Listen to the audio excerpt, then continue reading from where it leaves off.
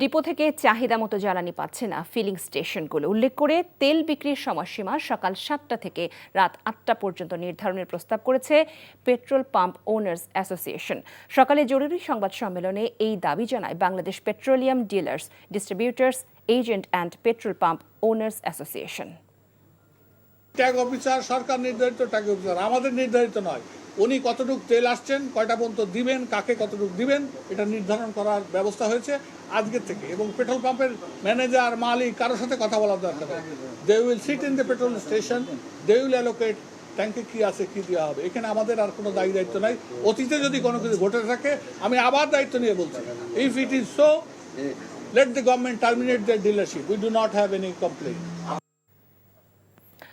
তেল বা এলপিজির মজুদ নিয়ে এখন পর্যন্ত কোনো সমস্যা পরিলক্ষিত হয়নি বলে জানিয়েছেন জ্বালানি ও খনিজ সম্পদ মন্ত্রণালয়ের মুখপাত্র মনির হোসেন চৌধুরী।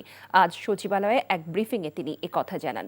মঙ্গলবার পর্যন্ত দেশে 1,28,939 মেট্রিক টন ডিজেল মজুদ আছে, আর octane 7,940 metric ton, 11,431 metric ton petrol এবং জেট ফুয়েলের মজুদ আছে 44,609 মেট্রিক টন। পাম্পগুলোতে যে সংকট দেখা যাচ্ছে তা মনস্তাত্ত্বিক বলে মন্তব্য করেন এই মুখপাত্র। বিপিসির পক্ষ থেকে জ্বালানি তেল কম দেওয়ার কোনো সিদ্ধান্ত হয়নি বলেও তিনি জানান। আশ্বস্ত করেছি যে আমাদের কোনো সংকট নেই। এপ্রিলের একদিন আগে দাঁড়িয়েও আমি বলছি আপনাকে, ইনশাল্লাহ কোনো অসুবিধা নেই। যেহেতু ডিজেলে আপনারা কোনো সংকট আমরা দেখছি না, ফলে পাচারের বিষয়টা থাকতে পারে, কিন্তু ফলে আমরা সজাগ আছি। সরকার সম্পূর্ণরূপে বর্ডারে নির্দেশনা দিয়ে রেখেছে যে এটা যাতে নিশ্চিত করা হয়। এই মুহূর্তে পেট্রোল পাম্পে জ্বালানি তেল বিতরণের খবর জানাতে রাজধানী বিজয় সরণি এলাকা থেকে আমাদের সাথে যোগ দিচ্ছেন স্পেশাল করেসপন্ডেন্ট তামজিদ সুমন। তামজিদ, খবরে আমরা যেমনটি বলছিলাম যে তেল বিক্রি সকাল 7টা থেকে রাত 8টা পর্যন্ত নির্ধারণের প্রস্তাব করেছে পেট্রোল পাম্প ওনার্স অ্যাসোসিয়েশন। এই ব্যাপারে ক্রেতারা কি বলেছেন, কি জানতে পেরেছেন আপনি? এখন এটি তো একটি প্রস্তাব করেছে ওনার্স অ্যাসোসিয়েশন। সেই প্রস্তাবটি আসলে কতটুকু কার্যকর করবে সরকার, সেটি যেমন এখনও কোনো সিদ্ধান্ত আসেনি সেই বিষয়টি নিয়ে। এবং এই যে প্রস্তাবটি হয়েছে, এটি এখন পর্যন্ত যারা গ্রাহক আছেন তাদের সবার কাছে এই খবরটি ওইভাবে পৌঁছেও যায়নি। তবে আমরা দু একজনের সাথে কথা বলেছি, তাদের বক্তব্য হচ্ছে যে আসলে যখনই নির্ধারণ করুক আর যেভাবে নির্ধারণ করুক, তারা নিরবিচ্ছিন্নভাবে তেল সংগ্রহ করতে চান। গ্রাহকরা বলছেন যে পেট্রোল পাম্পগুলোতে যে তেল সংগ্রহ করতে গেলে তারা মোটামুটি নাকাল হচ্ছেন এবং গ্রাহকদের যে এই অসুবিধাটা তারা আসলে মেনে নিতে চাচ্ছেন না। আসলে এমন অভিযোগ আছে যে অনেক গ্রাহক আছেন যারা তেল মজুত করছেন, অর্থাৎ বারবার এসে তেল নিচ্ছেন এবং সেই তেলগুলো তাদের নির্দিষ্ট স্থানে মজুত করছেন। এরকম অভিযোগের সত্যতা বা এই প্রেডিকশনটা কিন্তু যারা গ্রাহক তাদের মধ্য থেকে অনেকে করেছেন, কারণ অনেক গ্রাহকই বলছেন যে এরকম বেশ কিছু ক্রেতা রয়েছেন যারা তেল মজুত করছেন এবং বারবার এসে তেলের চাহিদা দিচ্ছেন এবং সিরিয়ালে দাঁড়াচ্ছেন। এই জন্যে গ্রাহকরা বেশ অসুবিধাতে পড়ছেন। এবং আমরা পেট্রোল পাম্পগুলোর যে মালিক আছে তাদের সাথেও কথা বলেছি যে দৈনন্দিন তাদের স্বাভাবিক সময়ে দৈনন্দিন তাদের যে তেল সরবরাহের যে একটি সীমারেখা থাকে, অর্থাৎ 2-3 লরি হলে যেটি হয়ে যায়, সেটি এখন আসলে হচ্ছে না। এখন দ্বিগুণ, অনেক ক্ষেত্রে 2.5 গুণ তেল পাম্পে নিয়ে এসেও কিন্তু চাহিদা মেটানো যাচ্ছে না। অর্থাৎ তেলের যে চাহিদা সেটির কিন্তু একটি কৃত্রিম যে সংকট সেটি দৃশ্যতই লক্ষ্য করা যাচ্ছে। কারণ যাদের যতটুকু প্রয়োজন ততটুকু তেল না নিয়ে তার চেয়েও বেশি তেল সংগ্রহের যে প্রবণতা সেটির প্রভাব দেখা যাচ্ছে। এবং তেল ওনার্স অ্যাসোসিয়েশনের যে প্রস্তাবনাটা রয়েছে সেটি অনেকেই জেনেছেন এবং তারা একটি মন্তব্যই করেছেন যে সেক্ষেত্রে হয়তো রাত্রে তেল প্রয়োজন হলে তেল নিতে অসুবিধা হবে, তবে তারা নিরবিচ্ছিন্ন তেল যদি পান তাহলে যে কোনো প্রস্তাবের মাধ্যমে সরকার যেটি নিশ্চিত করবে সেটা হয়তো ভালো হবে। এক কথায় তারা নিরবিচ্ছিন্ন তেল চাচ্ছেন, যদিও সরকার থেকে বলা হচ্ছে তেলের তো সেভাবে সরবরাহ সংকট নেই এবং আমরা পাম্পগুলোতেও যে পাম্পগুলোতে তেল দেওয়া হচ্ছে সেগুলোতেও সরবরাহ সংকট সেভাবে দেখছি না। তবে যেটি চাহিদা তার থেকে অনেক অনেক বেশি এই প্রভাব পড়েছে, কারণ দৈনন্দিন চাহিদার চেয়ে অনেক কয়েক গুণ চাহিদা মেটাতে হচ্ছে তেল পাম্পগুলোকে। লোপা। দর্শক, আমরা জানছিলাম রাজধানীর পেট্রোল পাম্পে তেল সংকটের খবর। ঢাকার বাইরে দেশের বিভিন্ন জেলায়ও জ্বালানি তেলের সংকটে বিপাকে যানবাহন চালক ও মালিকরা। অনেক তেলের ডিপো ও ফিলিং স্টেশনে পরিস্থিতি স্বাভাবিক রাখতে সেনাবাহিনী ও বিজিবি সদস্যদের মোতায়েন করা হয়েছে। দেখুন আহমেদ শরীফের ডেস্ক রিপোর্ট। জ্বালানি তেলের সংকট তীব্র হতে পারে এমন আশঙ্কায় চট্টগ্রামের বিভিন্ন ফিলিং স্টেশনে আজও যানবাহনের ভিড় লক্ষ্য করা গেছে। আর যেখানে সরবরাহ চলছে সেখানে দীর্ঘ সারিতে অপেক্ষা করছে যানবাহনের চালকরা। আবার অনেক ফিলিং স্টেশনের চাহিদা অনুযায়ী সরবরাহ না পাওয়ায় দিনের কিছু সময় বিক্রির পর বিতরণ বন্ধ রাখতে বাধ্য হচ্ছেন বলে জানিয়েছেন সংশ্লিষ্টরা। এতে হতাশ হয়ে ফিরছেন যানবাহন চালকরা। রাজশাহী নগরের পেট্রোল পাম্পগুলোতে তেল নিতে ভিড় বাড়ছে। ভোর থেকেই ঘন্টার পর ঘন্টা অপেক্ষা করতে হচ্ছে মোটরসাইকেল চালকদের। তেল শেষ হয়ে যাওয়ায় বন্ধ রয়েছে অনেক পাম্প। রাজবাড়ীর 10টি তেল পাম্পে ট্যাগ অফিসার নিয়োগ করার পর কিছুটা শৃঙ্খলা ফিরেছে, তবে কাটেনি ভোগান্তি। চাহিদা মতো তেল না পেয়ে ক্ষোভ প্রকাশ করেছেন গ্রাহকরা। ফিল্ডে আসলে আমরা এই 3 ঘন্টা 4 ঘন্টা ধরে দাঁড়ায় তেল নিচ্ছি। আসলে ওনাদের সত্যটা বললে সমস্যা কোথায়, যে আমরা সমস্যায় আছি, সারা পৃথিবীতে যুদ্ধ হচ্ছে, সমস্যা এটা। তাহলে তেলের যে একটা সমস্যা আছে এটা স্বীকার করে নিলেই তো হয়। সারাদিন দাঁড়া দেখে 200 টাকা তেল পেলাম, এটা তো সুন্দর। চাকুরিজীবী তারা তো লাইনে ঘন্টার পর ঘন্টা তো দাঁড়ায় থাকার মতো সময় নেই, কারণ আমাদেরকে অফিসে অ্যাটেন্ড করতে হবে। নাটোরের পেট্রোল পাম্পগুলোতে মোটরসাইকেল চালকদের দীর্ঘ লাইন তৈরি হয়। গাজীপুরের কোনাবাড়িতে একটি ফিলিং স্টেশনে অবৈধভাবে মজুত করে রাখা 34,000 লিটার জ্বালানি তেল উদ্ধার করেছে ভ্রাম্যমাণ আদালত। এছাড়া দেশের বিভিন্ন স্থানে অবৈধ জ্বালানি তেল মজুত ও পাচার রোধে অভিযান চালানো হয়। আহমেদ শরীফ, এনটিভি নিউজ ডেস্ক। রাজধানী ঢাকা সহ দেশের বিভিন্ন স্থানে দ্রুত ছড়িয়ে পড়ছে হাম। গত জানুয়ারি থেকে এ পর্যন্ত 38টি শিশুর মৃত্যুর খবর পাওয়া গেছে। এর মধ্যে শুধু মার্চেই মারা গেছে 32 জন। রোগ প্রতিরোধ ক্ষমতা কম ও হামের প্রতিষেধক টিকা না দেওয়ার কারণেই ছড়িয়ে পড়ছে এর প্রাদুর্ভাব। হাম প্রতিরোধে নতুন করে 2 কোটি শিশুকে টিকার আওতায় আনার পরিকল্পনা নিয়েছে সরকার। ওবায়দুল্লাহ মামুনের রিপোর্ট। এখন রোগের উপসর্গ ঠান্ডা, কাশি, জ্বর, এটা আমরা ধরতে পারি না। তারপরে মাহতলের ডাক্তার আদনান স্যার আমরা 8,000 দেখাইছি। আদনান স্যার 3 দিন ওষুধ দিচ্ছে, বলছে রবিবারে মাহতল ভর্তি হয়ে যেতে। তারপর বৃহস্পতিবার দিনে ও খারাপ অবস্থা, বমি, প্রচুর কান্না। আমরা সকালবেলায় শুক্রবার দিন এসে পড়ছি। জ্বর, শরীরে র্যাশ নিয়ে নারায়ণগঞ্জের 2,500 থেকে নাতনিকে নিয়ে গত শুক্রবার ভর্তি হয়েছেন তিনি। ঢাকা আসার আগে মাতুয়াইল শিশুমাতৃ ইনস্টিটিউট, সেখান থেকে মুগদা হাসপাতালে গিয়েছিলেন তিনি। নাতনি নিউমোনিয়ায় আক্রান্ত, তাই লাগছে অক্সিজেনও। একই সাথে বাসায় থাকা আরও 2 নাতনিও জ্বর সর্দিতে আক্রান্ত। এরকম সমস্যা ও লক্ষণ নিয়ে দেশের বিভিন্ন হাসপাতালে ভর্তি আছেন অনেক শিশু। বেশিরভাগই পাতলা পায়খানা, জ্বর ও কাশি নিয়ে ভর্তি হয়েছেন। রাজধানীর শিশু হাসপাতালে গত 24 ঘন্টায় হামের রোগী ভর্তি হয়েছেন 22 জন। আক্রান্ত হয়ে ভর্তি আছে 52 জন। আর জানুয়ারি থেকে এ পর্যন্ত 124টি শিশু হামে আক্রান্ত হয়ে চিকিৎসা নিয়েছেন। হসপিটালে ডাক্তার দেখাতে আসছিলাম শিশু ওয়ার্ডে, তারপর তারা বলছে ভর্তি হইতে হবে। আর তাদের শ্বাসের সমস্যা দেখা দিচ্ছে, নিউমোনিয়া দেখা দিচ্ছে। মানে আসছি একটার জন্য, এখন 4-5টা সমস্যা, আবার সাথে ঘাম বিচ্ছির মতন শরীরে উঠতেছিল। তো ভাবলাম যে হয়তো এটা নর্মালি ছিল, আবার ডক্টর ধারে গেলাম, যার পর ওরা বললো যে এটা নর্মালি কিছু না, এটা স্কাবি যে রোগটা বের হয়েছে ওটাই ওর হচ্ছে। চিকিৎসকরা বলছেন এটি সংক্রামক ব্যাধি হওয়ায় দ্রুত ছড়িয়ে পড়ছে। একজন রোগী থেকে কমপক্ষে 18টি শিশু আক্রান্ত হতে পারে। তাই হামের টিকার পাশাপাশি আলাদা করার পরামর্শ চিকিৎসকদের। জ্বর আসলে প্যারাসিটামল খাবে, স্বাভাবিক খাওয়া দাওয়া খাবে। এগুলো যদি কোনো ইনফেকশন থাকে, নিউমোনিয়া থাকে, সেক্ষেত্রে অ্যান্টিবায়োটিক লাগবে। আর যদি বাচ্চা অপুষ্টি থাকে, সেক্ষেত্রে কিন্তু নিউমোনিয়া খুব খারাপ হতে পারে। দেশে এখনও 74,000 শিশু একটিও হামের টিকা নেয়নি, আর 4 লাখ শিশু টিকার ডোজ পূরণ করেনি। ফলে 6 মাস থেকে 1.5 বছর বয়সী শিশু বেশি আক্রান্ত হচ্ছে। 34% হলো 9 মাসের নিচে, মানে তারা কোনো টিকা দেওয়ার বয়সই হয় নাই। হ্যাঁ, আর হলো 18% হলো 9 মাস থেকে 1 বছর, পেলেও একটা ডোজও তো পেয়েছে। কাজে ম্যাক্সিমামই আমাদের যেটা হয়েছে টিকা মানে কমপ্লিট ডোজ হয় নাই, অথবা টিকা দেওয়ার বয়স হয় নাই, সেজন্য। সারা দেশে জানুয়ারি থেকে এ পর্যন্ত হামে আক্রান্ত হয়ে 38টি শিশুর মৃত্যু হয়েছে। আর গত 1 সপ্তাহে ঢাকা শিশু হাসপাতালে মারা গেছে 3 জন। স্বাস্থ্য অধিদপ্তরের তথ্য মতে 6 মাস থেকে 1 বছর বয়সী বাচ্চারা সবচেয়ে বেশি হামে আক্রান্ত হচ্ছেন। এদের বেশিরভাগই হামের টিকা নেননি অথবা পূর্ণ ডোজ পূরণ করেনি।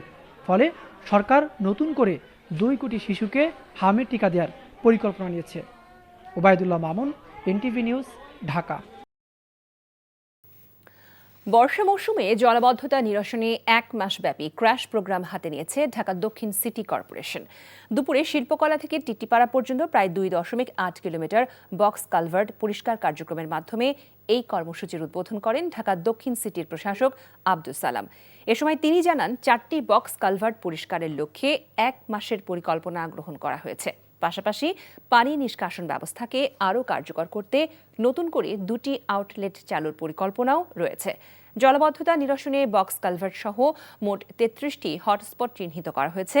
দ্রুত পানি অপসারণ নিশ্চিত করতে ইতোমধ্যেই 6টি পোর্টেবল পাম্প ক্রয় করা হয়েছে বলেও তিনি জানান।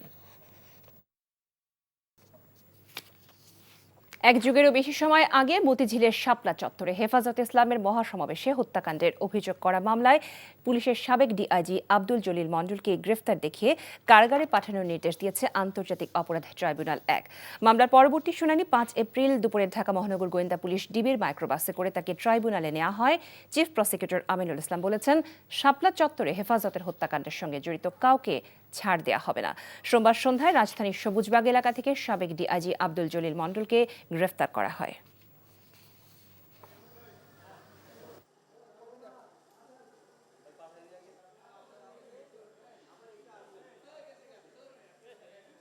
আমরা খুব চেষ্টা করতেছি যে আগামী তারিখের মধ্যেই রিপোর্ট দাখিল সাপেক্ষে আমরা ফর্মাল চার্জ দাখিল করব। আমরা চেষ্টা করছি, যেহেতু ইনভেস্টিগেশনের বিষয়ে এর বাইরে আর কিছু আমরা এখন প্রকাশ করতে পারছি না।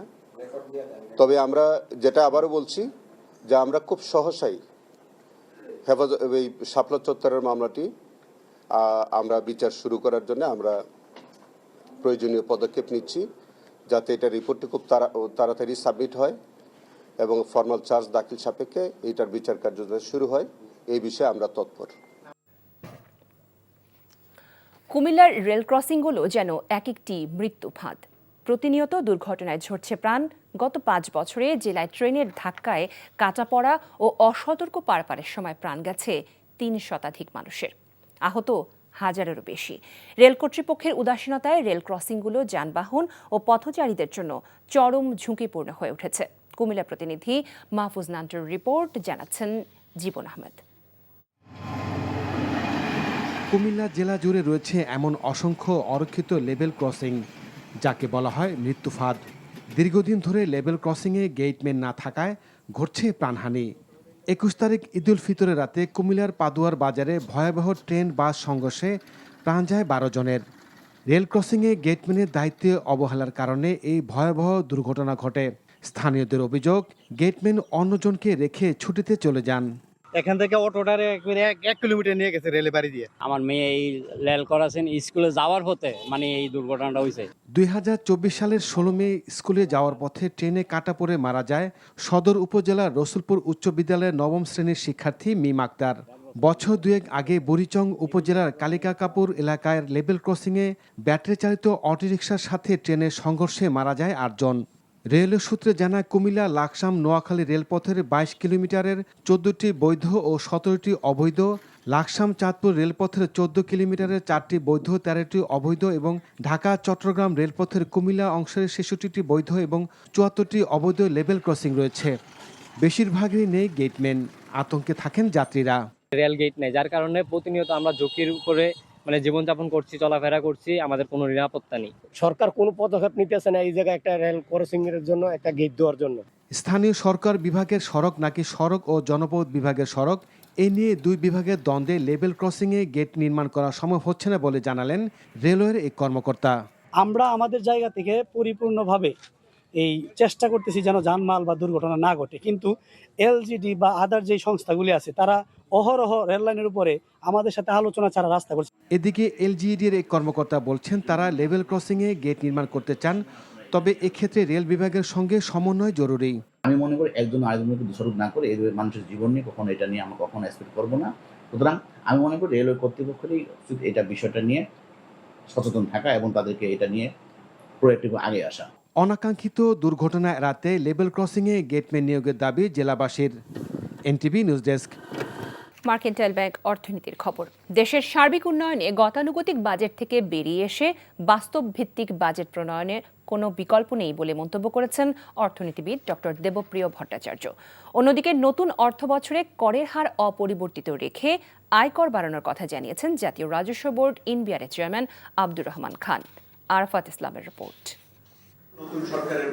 আসন্ন 2026-27 অর্থবছরের জাতীয় বাজেট নিয়ে রাজধানীর ধানমন্ডিতে centre for policy dialogue CPD কার্যালয়ে প্রাক বাজেট ভাবনা নিয়ে সংবাদ সম্মেলনের আয়োজন করে এসডিজি বাস্তবায়নে নাগরিক প্ল্যাটফর্ম। এ সময় অর্থনৈতিক দুরবস্থা কাটাতে ও বাজেট কেন্দ্রিক আয় বাড়াতে সরকারকে নানা উদ্যোগ গ্রহণের পরামর্শ দেন সংগঠনটির আহ্বায়ক দেবপ্রিয় ভট্টাচার্য। বাজেটের জন্য আর্থিক ব্যবস্থাপনাটা, সরকারি আর্থিক ব্যবস্থাপনাটা হলো এর হৃৎপিণ্ড, এইটি হলো আসল জিনিস। এটার প্রথম বিষয় হয়েছে তো ফিসকাল স্পেস। আমি বলেছি সরকারের অর্থ খরচ করার ক্ষমতা অনেক সীমিত। এছাড়া জ্বালানি সংকটের কারণে বিভিন্ন ক্ষেত্রে ভর্তুকির বিষয়ে সরকারকে তড়িঘড়ি না করারও তাগিদ দেন তিনি। প্রতি মুহূর্তে আপনি জ্বালানির দামকে সহজ রাখার জন্য নিজের এক্সাইজ এবং যদি ট্যাক্স আপনি কমিয়ে দেন, তো স্বাভাবিকভাবে আপনার অন্য ক্ষেত্রে ব্যয় করার ক্ষমতা কমে যাবে। এটা তো স্বাভাবিক। এটাকে আমরা ট্রেড অফ বলি ইকোনমিক্সে, যে একটা করলে অন্যটা আপনাকে ছাড় দিতে হবে। তো সরকার তখন এখানে কোথায় কোথায় ছাড় দিবে তার অন্যান্য উন্নয়ন কার্যক্রমের, সেটাও আমাদের স্বচ্ছভাবে বোঝার সময় এখানে এসছে। এদিকে রাজধানীর আগারগাঁওয়ে এনবিআর কার্যালয়ে আগামী অর্থবছরের রাজস্ব বাজেট নিয়ে সংবাদপত্র মালিকদের সংগঠন, নোয়াব ও টেলিভিশন মালিকদের সংগঠন অ্যাডকোর সাথে প্রাক বাজেট আলোচনা করেন এনবিআর চেয়ারম্যান। রাজস্ব আদায় বাড়াতে সরকারের নিয়ে নানা পদক্ষেপের কথা তুলে ধরেন তিনি। শুধু বিশ্বের মধ্যে না, এবার আমাদের এই সাউথ এশিয়ান রিজনের মধ্যে লোয়েস্ট, অনেক কম। এটা যদি আমাদের বাড়াতে হয় তাহলে আমাদের প্রবলেম যেটা সেটা হলো আমরা অনেক ক্ষেত্রে অনেক বেশি বেশি কর ক্ষতি দিয়েছি। কর ক্ষতির একটা সংস্কৃতিকে আমরা লালন করছি দীর্ঘদিন ধরে। এই সংস্কৃতি থেকে আমরা মুক্ত হতে চাই। প্রত্যেককেই কর দিতে হবে। এ সময় উভয় সংগঠনের পক্ষ থেকে শুল্ক ও আয়কর কমাতে বেশ কিছু সুপারিশ তুলে ধরা হয়। আরোপিত 15% ভ্যাট সম্পূর্ণভাবে অব্যাহতি প্রদান করা একটি অত্যন্ত যৌক্তিক। আরাফাত ইসলাম, এনটিভি নিউজ, ঢাকা। জ্বালানি সংকট কাটেনি রাজধানীর পেট্রোল পাম্পগুলোতে। দীর্ঘ লাইনে দাঁড়িয়েও তেল সংগ্রহ করতে পারছেন না গ্রাহকরা। যারা পেরেছেন অপেক্ষা করেছেন 3 থেকে 4 ঘন্টা। বেশ কিছু পাম্পে তেল সরবরাহ বন্ধ রাখা হয়েছে। যারা দিচ্ছেন তারা রেশনিং করে তেল সরবরাহ করছেন। এরই মধ্যে পাম্পে শৃঙ্খলা বজায় রাখতে সকাল 7টা থেকে রাত 8টা পর্যন্ত তেল বিক্রির প্রস্তাব দিয়েছে পেট্রোল পাম্প ওনার্স অ্যাসোসিয়েশন। এদিকে জ্বালানি ও খনিজ সম্পদ মন্ত্রণালয় জানিয়েছে জ্বালানি মজুদে কোনো সমস্যা নেই। তামজিদ সুমনের রিপোর্ট। জ্বালানি সংকটের আশঙ্কার প্রভাবে পেট্রোল পাম্পগুলোর চিত্রের কোনো পরিবর্তন নেই। দিনের পর দিন দীর্ঘ লাইনে অপেক্ষা করে তেল সংগ্রহ করছেন গ্রাহকরা। 2 ঘন্টা থেকে 4 ঘন্টা পর্যন্ত অপেক্ষা করতে হচ্ছে তেল সংগ্রহ করতে, তাও আবার পাম্পের ইচ্ছেমতো রেশনিং এর উপর নির্ভর করতে হচ্ছে। এটা কারণ হচ্ছে আমরা যারা নেই তারা অনেক সময় রিজার্ভে টেন্ডেন্সি করা বেশি। যদি সবার ভিতরে থাকে যে হ্যাঁ সবাই একদম ভরে ভরে নেব, তখন তো ঘাটতি পড়বেই না। চাহিদা মোতাবেক অতটা পাচ্ছি না। 2 গাড়ি 3 গাড়ি তেল হলে পরে আমাদের 24 ঘন্টা চলছে, কিন্তু এখন আপনার 6 গাড়ি করে দিতে আছি, তারপরে ওসেকে মানে তেল শেষ হয়ে যাচ্ছে। গ্রাহকরাই বলছেন মজুদ প্রবণতার কারণে কৃত্রিম সংকট হয়েছে, আর পাম্প কর্তৃপক্ষ বলছে স্বাভাবিকের তুলনায় চাহিদা বেড়েছে 2-3 গুণ পর্যন্ত। আমি আগে যা তেল পাতাম আমি এখনও তাই পাচ্ছি, ডিপো থেকে এখনও তাই সেটা আমাকে দিচ্ছে, কিন্তু আসলে মানুষের চাহিদাটা বেড়ে গেছে। কারণ 5 লিটার লাগলে সে নিচে 15 লিটার 20 লিটার জমাচ্ছে। আতঙ্কের কারণে কৃত্রিম সংকট সৃষ্টি হয়েছে বলে মন্তব্য করে পেট্রোল পাম্প ওনার্স অ্যাসোসিয়েশন সকাল 7টা থেকে রাত 8টা পর্যন্ত তেল সরবরাহ করার প্রস্তাব দিয়েছে। রাত 8টা থেকে সকাল 7টা পর্যন্ত আপনারা যে পরামর্শ দিয়েছেন এটা কি আপনারা সিদ্ধান্ত নিয়েছেন না সরকারের কাছে? ভাই আমরা পরামর্শ চাইছি সরকারের কাছে। আপনার এই যে 2টা থেকে 3টা কে দায়িত্ব নেবে বলেন তো, যদি পাম্পে আগুন ধরায় দেয়, মারামারি করে? তবে জ্বালানি ও খনিজ সম্পদ মন্ত্রণালয়ের মুখপাত্র বলছেন জ্বালানির মজুদ নিয়ে এ পর্যন্ত কোনো সমস্যা পরিলক্ষিত হয়নি। পাম্পগুলোর সংকট মনস্তাত্ত্বিক বলেও মন্তব্য করেন তিনি। পাম্পের দীর্ঘ লাইন সম্পর্কে গতকালকে বলেছি যে এটা কিছুটা মনস্তাত্ত্বিক, কারণ আমরা তো কোনো সমস্যা দেখছি না। আপনার যদি একদিকে মজুদের টেন্ডেন্সি থাকে তাহলে চাহিদা কিন্তু আমি মেজার করতে পারবো না। যার যেটুকু দরকার সেভাবে বরাদ্দটা দেওয়া হয়।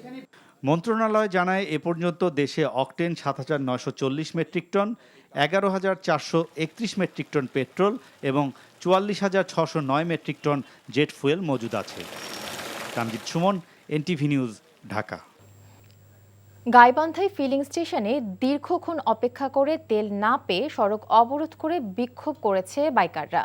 সকালে শহরের আর রহমান পেট্রোল পাম্পের সামনে গাইবান্ধা পলাশবাড়ি আঞ্চলিক মহাসড়কে এই ঘটনা ঘটে। এ সময় পাম্প কর্তৃপক্ষ মেশিন নষ্ট থাকার কথা জানালে বাইকাররা পাম্পের সামনে সড়কে অবস্থান নেন। ফলে গাইবান্ধা পলাশবাড়ি আঞ্চলিক মহাসড়কের উভয় পাশে যানবাহন আটকা পড়লে তীব্র যানজটের সৃষ্টি হয়। খবর পেয়ে ঘটনাস্থলে পৌঁছায় আইন শৃঙ্খলা বাহিনীর সদস্যরা।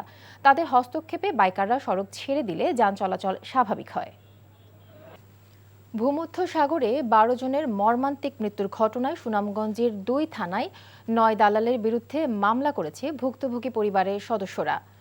সুনামগঞ্জের জগন্নাথপুর থানায় ৫ জন এবং দিরাই থানায় ৪ জনের বিরুদ্ধে সোমবার রাতে এই মামলা হয়েছে বলে জানান অতিরিক্ত পুলিশ সুপার সুজন সরকার। দিরাই থানায় করা মামলার বাদী হয়েছেন ভূমধ্য সাগরে মারা যাওয়া দিরাই উপজেলার জগদল ইউনিয়নের বাঁশুরি গ্রামের সোহানুর রহমানের বাবা সালিকুর রহমান। আর জগন্নাথপুর থানায় করা মামলার বাদী হয়েছেন পাইলগাঁও ইউনিয়নের পাইগাঁও গ্রামের বাসিন্দা হাবিবুর রহমান। তার ছেলে আমিনুর রহমানও মারা যান। লিবিয়া থেকে ছোট নৌকায় করে ভূমধ্য সাগর পাড়ি দিয়ে গ্রিসে যাওয়ার পথে সুনামগঞ্জের ১২ জনের করুণ মৃত্যু হয়। সমুদ্রপথে মালয়েশিয়ায় পাচারের উদ্দেশ্যে কক্সবাজারের টেকনাফে বন্দী থাকা নারী ও শিশু সহ ৭ জনকে উদ্ধার করেছে কোস্টগার্ড। প্রেস বিজ্ঞপ্তিতে কোস্টগার্ড জানায়, সাগরপথে মালয়েশিয়া পাচারের উদ্দেশ্যে কয়েকজন নারী ও শিশুকে টেকনাফ উপজেলার দক্ষিণ লম্বরি এলাকার একটি বাড়িতে আটকে রাখা হয়েছে। এমন খবরে গত রাতে ওই এলাকায় অভিযান চালায় তারা। এ সময় তল্লাশি চালিয়ে পাচারের উদ্দেশ্যে বন্দি করে রাখা নারী ও শিশু সহ ৭ জনকে উদ্ধার করা হয়।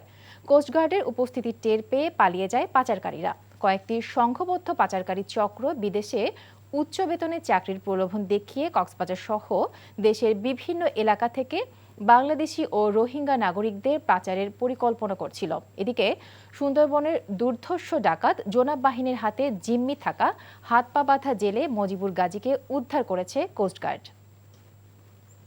নারায়ণগঞ্জে শিশু আরাফাত হত্যা মামলায় রিপন নামে এক যুবককে মৃত্যুদণ্ড দিয়েছে আদালত। দুপুরে জেলা ও দায়রা জজ আদালতের বিচারক মোহাম্মদ আবু শামীম আজাদ এ রায় ঘোষণা করেন।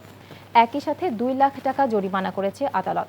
রায় ঘোষণার সময় আসামি পলাতক ছিলেন। ২০২০ সালের রাতে ইট দিয়ে মাথা থেতলে মদনপুর রহমানিয়া উচ্চ বিদ্যালয়ের ৬ষ্ঠ শ্রেণীর ছাত্র আরাফাতকে হত্যা করে রিপন।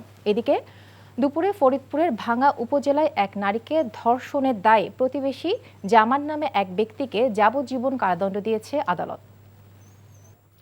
দেশে হামের প্রাদুর্ভাব ও শিশু মৃত্যুর হার নিয়ন্ত্রণে হামসহ ১০ ধরনের টিকা কিনতে সরকার ইউনিসেফকে ৬০৪ কোটি টাকা পরিশোধ করেছে। দ্রুত সময়ের মধ্যে এই টিকা দেশে পৌঁছাবে বলে জানিয়েছেন স্বাস্থ্য সেবা বিভাগের সচিব কামরুজ্জামান চৌধুরী।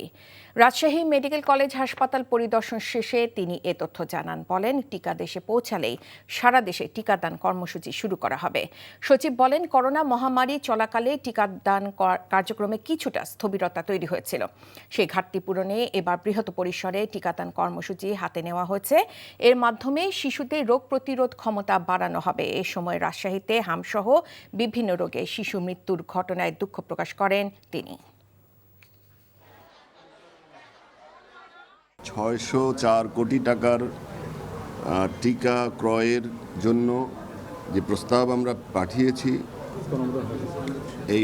এই টিকা ক্রয়ের বিষয়টা আমরা পেমেন্টও করে দিয়েছি। আমরা ইউনিসেফকে চিঠি দিলে আমরা টিকা পেয়ে যাব।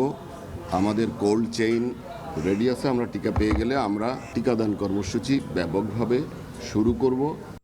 ক্ষুদ্র নৃগোষ্ঠীদের আর্থ সামাজিক উন্নয়নে জামানত ছাড়াই ঋণ দেওয়ার উদ্যোগ নিচ্ছে সরকার, এমন তথ্য জানিয়েছেন স্থানীয় সরকার মন্ত্রী মির্জা ফখরুল ইসলাম আলমগীর। গুলশানে বিএনপি চেয়ারম্যানের কার্যালয়ে ক্ষুদ্র নৃগোষ্ঠীদের সঙ্গে এক মত বিনিময় সভায় এ কথা বলেন তিনি। সভায় মির্জা ফখরুল বলেন, ক্ষুদ্র নৃগোষ্ঠীদের প্রকৃত সমস্যা চিহ্নিত করে তার সমাধানে কাজ করবে সরকার। বৈশ্বিক প্রেক্ষাপটে সংঘাত ও সহিংসতা প্রসঙ্গ টেনে তিনি বলেন, পৃথিবী ক্রমে অস্থির হয়ে উঠছে, তাই সবাইকে ঐক্য ধরে রাখতে হবে। এ সময় ক্ষুদ্র জাতিগোষ্ঠীর মানুষদের নিজেদের বিচ্ছিন্ন না ভাবার আহ্বান জানান তিনি। এদিকে আগামী সেপ্টেম্বর-অক্টোবরে প্রধানমন্ত্রীর উপস্থিতিতে ঢাকায় একটি আদিবাসী সমাবেশ আয়োজনের কথাও জানান মির্জা ফখরুল। যে আপনাদের জন্য একটা আলাদা ফান্ড তৈরি করা যায় কিনা, একটা তো 100 কোটি আছে আলাদা, কিন্তু আপনাদের এই উদ্যোক্তাদেরকে ঋণ দেওয়ার জন্য স্বল্প সুদে হোক, বিনা সুদে হোক, অথবা কোনো জামানত ছাড়া আপনারা এখন যে ঐক্যটা সৃষ্টি করেছেন, এই ঐক্যটা যেন কখনো বিনষ্ট না হয়। আমাদের এই বাংলাদেশের মানুষের একটা খারাপ স্বভাব আছে, আমরা সহজেই বিভক্ত হয়ে যাই। এই বিভক্তি যেন আমাদের মধ্যে না আসে, এই কথাটা সবসময় মনে রাখতে হবে। জুলাই সনদ ও এর বাস্তবায়ন নিয়ে উত্তপ্ত জাতীয় সংসদ। ত্রয়োদশ সংসদের প্রথম অধিবেশনে এ নিয়ে বিরোধী দলের আনা মুলতবি প্রস্তাবের ওপর সরকারি দলের সংসদ সদস্য আন্দালিবুর রহমান পার্থ ও বিরোধী দলের হাসনাত আবদুল্লাহর পাল্টাপাল্টি বক্তব্যে উত্তেজনা সৃষ্টি হয়। অভ্যুত্থানের পরে এই সংবিধানের কিছু অংশ ওনারা মেনেছেন, কিছু অংশ ওনারা মানেন নাই। ওনারা কেবল ওই অংশটাই মেনেছেন যে অংশটা ওনাদের পক্ষে গিয়েছে, যে অংশটা ওনাদের বিপক্ষে গিয়েছে এই অংশটা ওনারা মানেন নাই। মাননীয় স্পিকার, এই ধরনের প্রকৃতি সম্পন্ন যারা আছে বাংলাদেশের পার্লামেন্ট, যারা দেখছেন তারা সিদ্ধান্ত নেবেন। যারা কখনো কখনো কনফর্মিস্ট, যারা কখনো কখনো রিফর্মিস্ট, তারা মূলত হচ্ছে অপরচুনিস্ট। যে কেন জানি প্রথম থেকে আমাদেরকে জুলাইয়ের বিরুদ্ধে নিয়ে যাওয়ার একটা পায়তারা দেখতে পাচ্ছি। We have no problem with July সনদ, আমাদের প্রবলেম প্রক্রিয়া নিয়ে। আপনারা কোন প্রক্রিয়ায় করতে চাচ্ছেন, এবং আমরা আমাদের ডিসেন্ট, নোট অফ ডিসেন্ট আগে থেকেই দেওয়া। আমাদের প্রক্রিয়া ছিল, আপনারা দেখেন, উইথ ডিউ রেসপেক্ট, একদম রেসপেক্টের সাথেই বলি, আপনারা সেই সময় রেভলিউশনারি গভর্নমেন্ট করেন নাই কেন? নর্মাল গভর্নমেন্টে গেলেন কেন? ট্রানজিশনাল রেভলিউশনারি গভর্নমেন্ট করতেন। লেটস রিরাইট দ্য কনস্টিটিউশন, ছিঁড়ে ফেলে দিতেন কনস্টিটিউশনকে, নতুন করে সংবিধান বানাতেন। পতিত সরকারের সময় শহীদ প্রেসিডেন্ট জিয়াউর রহমানের স্বাধীনতার ঘোষণা নিয়ে বারবার বিতর্ক তৈরি করা হয়েছে বলে অভিযোগ করেছেন তথ্য ও সম্প্রচার মন্ত্রী জহিরুদ্দিন স্বপন।